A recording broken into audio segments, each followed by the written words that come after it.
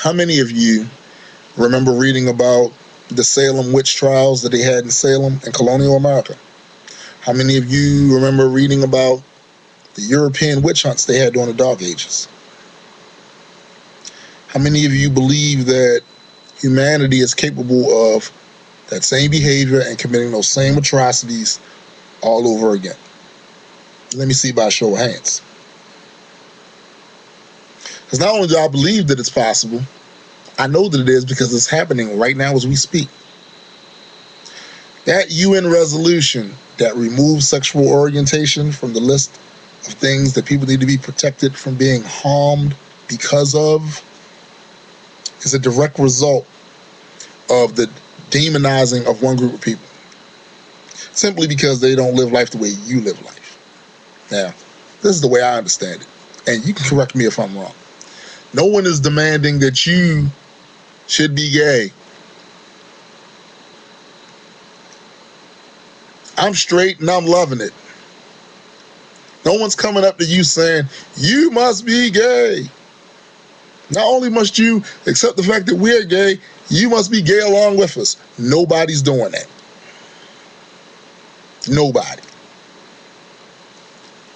So this anger and this rage, and if you look at a lot of the countries that voted on that, believe me, look at the religious makeup of these countries, because the source of all of this rage and this anger and this hatred towards them is some moldy, old, holy text from the Bronze Age, before the Bronze Age, in which the claim has been made that some deity told some guy who none of you have even met to write something down in a book against that.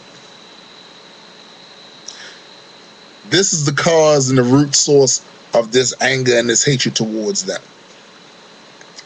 And, you know, it's funny to me because every time an atheist or an agnostic or even an anti-theist rails against the religious propensity to separate us as a species and to demonize us, once they separate us into groups of people who don't accept what that religion teaches or that religion's tenements, we hear from a lot of theists, oh, you're being vitriolic.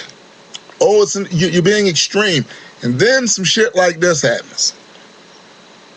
Now, I am glad to say that I have seen a few theists make some videos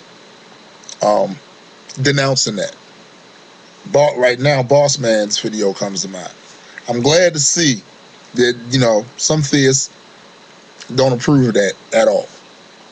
But for those of you, no matter how many of them it may be, who think that there's nothing wrong with the UN and what they did, that resolution right there, you're a damn zealot. And you are the problem. Because no one's asking you to adopt their lifestyle as your own. The only thing people are saying to you is you afford them the same human rights that you afford everybody else. And they should at the very least have the right not to be harmed because of who they are.